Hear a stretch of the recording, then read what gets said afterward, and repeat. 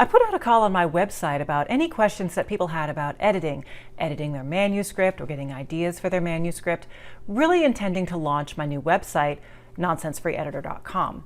However, what I noticed when I got all of the questions in was they weren't so much about editing, they wanted to know how to get started, specifically novelists who didn't even know how to begin writing a book.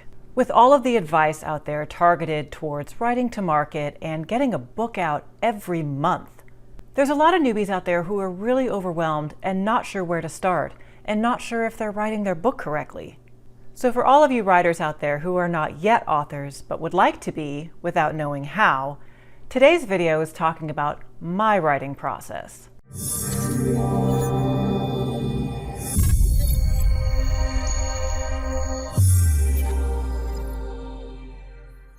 Hello, shameless writers, and welcome to the Nonsense Free Editor. I'm Kristen McTiernan, here for your weekly dose of writing wisdom. When you're first getting started writing a novel, things can seem very overwhelming. You're bombarded with advice from seasoned professionals who speak as though everyone else is writing at the same level that they are. This can be equally frustrating when people start throwing out jargon like plotting and pantsing, and you're not even sure how to even start constructing your plot. There's no one right way to write a novel. There just isn't. If you're a fast writer, then good for you. I am not. And even though I'm wrapping up my 6th full-length novel, I still get frustrated when I run across advice saying that you need to pump out 5,000 words a day, or if you don't write every day, then you're not a real author. There is no one-size-fits-all formula, so my caveat for this video is that this is my system. This is what works for me.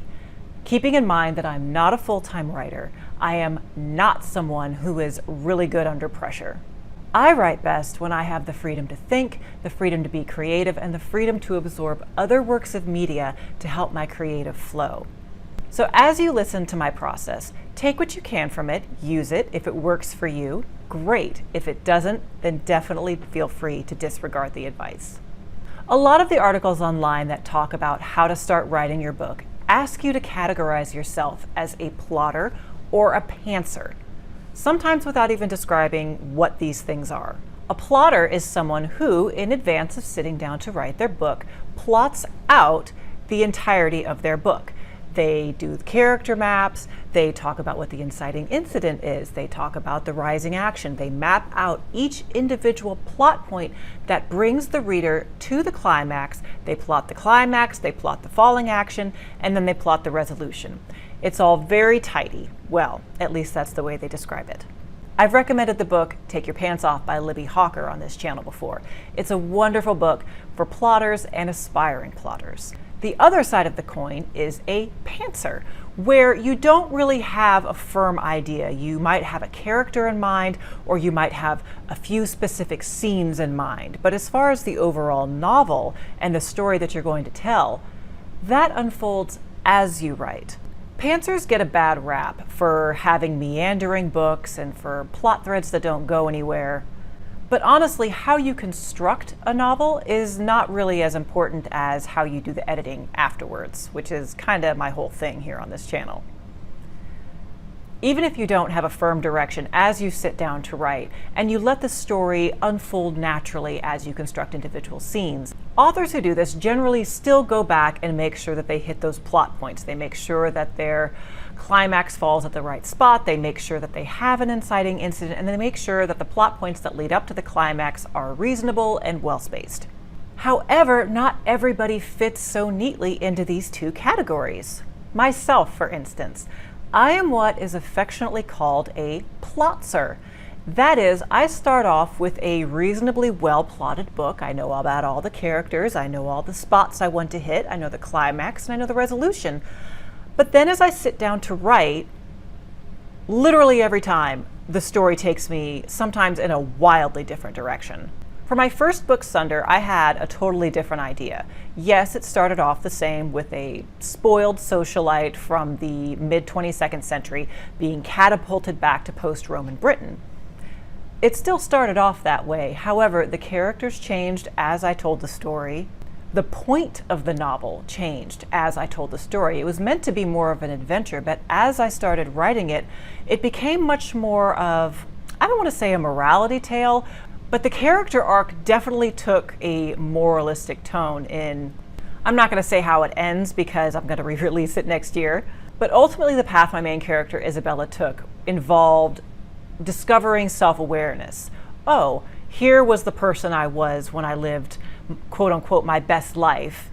And here's my morality now. And, you know, I gotta say, it might be a little better now, even though I don't have access to hot showers. Part of the reason that I am a plotzer is because I am a slow writer.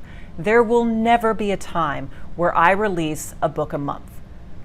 Next year, I will be releasing a book a quarter. But the only reason that's going to be possible for me is because 2 of those books are already written.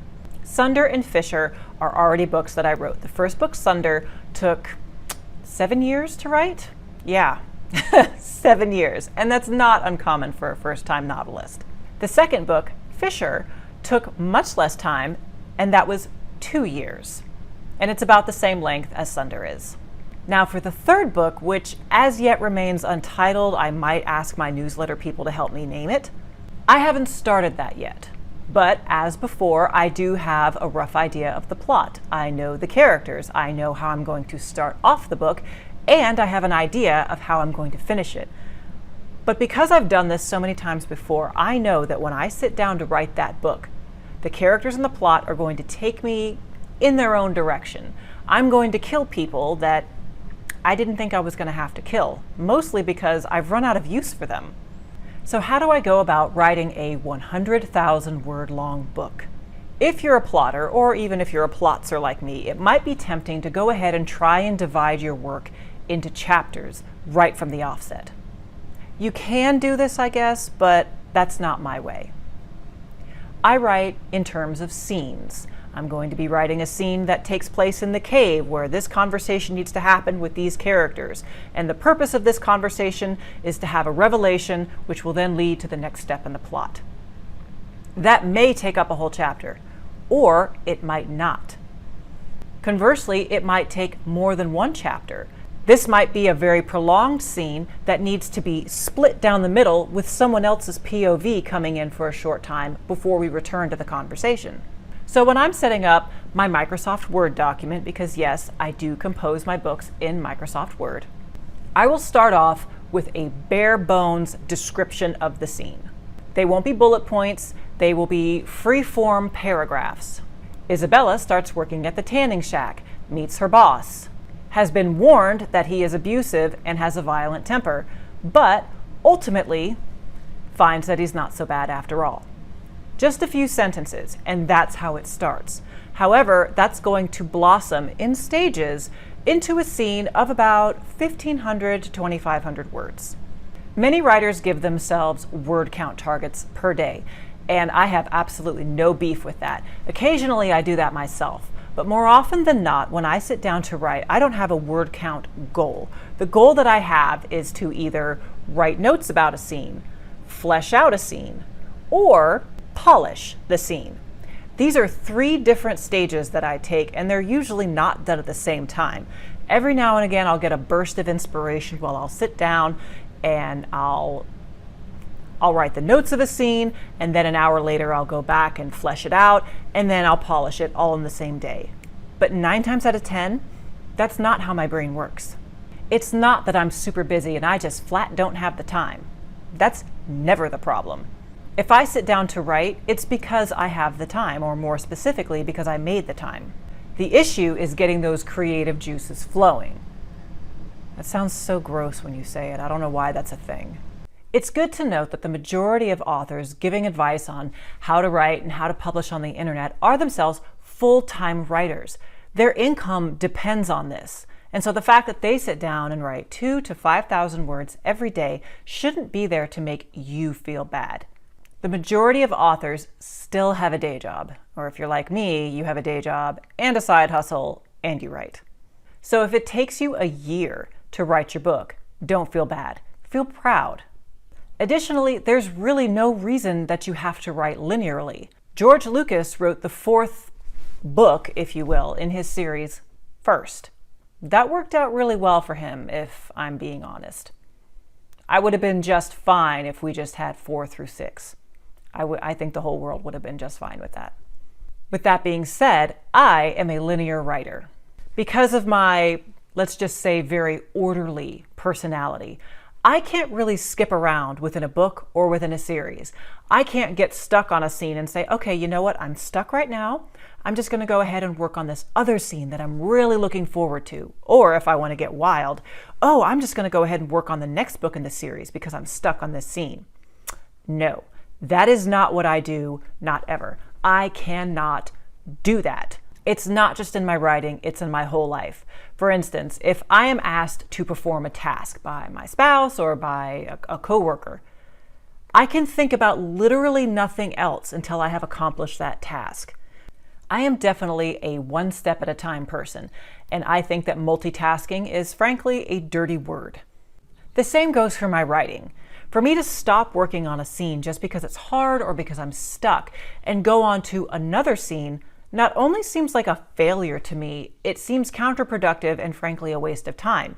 Because what if, when the muse finally comes to me, however long that might take, what if she takes me in a different direction? And then that scene that I moved on to, while I was stuck, what if that doesn't belong in the book anymore? What if I went in a totally different path? All of these habits, all of these tendencies, all of this need to be perfect, they all slow me down. But here's the thing, that's not a problem for me. For me, a problem would be putting out a book that I'm not really sure about, that falls short of the standard that I set for all of my clients. The idea of putting out a book that I am embarrassed about, or even just not 100% on, that thought makes me sick. If I put a book out, it's because I know that the plot is rock solid. I know that the characters make sense and behave in accordance with the personalities that I have given them. And I know none of my readers are going to spend 1 second reading a scene that doesn't belong in the book. I feel great about all of the books that I've put out. Even the Sunder series, which I've ultimately pulled, will revamp and will re-release. Last but not least, there's a lot of advice on the internet from writers who know what they're talking about, no shade, but they insist that you shouldn't edit as you write. You should finish the entire draft of the book before you even think about going back over your scenes and editing it. I strongly disagree with this. Even if you're not a professional editor, there's so much you can see in your writing after you let it sit for a day that you want to fix. That is okay. It is perfectly fine to write a scene or a whole chapter, and then before progressing to the next one, go and give that chapter a self-edit. I do this for 2 reasons. One, there's going to be a lot of sloppy little mistakes that are going to irritate me, and I don't want them there as I progress through the books. And 2, it's a good way to spot glaring plot holes, especially if you're a pantser or even a plotzer. It's really easy to skip small details or to realize that you have a consistency error. Oh, well, I said that my magic system can't do this, but here it is in this chapter that they're doing it. So generally speaking, when I say I am done with a book, I am done with a book. Even though I just finished writing the last chapter last week, I'm still done with the entire book, because as I was going along with each individual chapter, each individual section, I was self-editing it myself. And then I'm lucky enough where I have a dedicated critique partner, author Rachel Ellen, who is fabulous. And in addition to being fabulous just in general, she's also a prolific writer of multiple genres. She writes cozy mysteries, she writes children's books, which, obviously are not my thing, and then she writes erotic thrillers. She also reads prolifically. Her Audible list it's a thing of beauty. It really is. Having a dedicated critique partner allows us on a regular basis to swap our works, read them, and give feedback. So, as good an editor as I am, of course, there's a lot of stuff in your own work that you don't notice, you don't see it. I have a critique partner who will see those things from the reader's point of view. And then I can also bounce ideas off her if I do get stuck. So to sum up my writing process, 1, I'm a slow writer, and there's nothing wrong with that. 2, I'm a plotzer, There is no need to choose between plotting and pantsing. You can have the best of both worlds. 3. I construct scenes, not chapters. 4. I take it in multiple stages as I construct the scene. Write the notes, put the bones in, flesh it out, and polish it. I write my book and my series in a linear fashion, and I do not skip around. And finally, I edit as I write, using a critique partner along the way.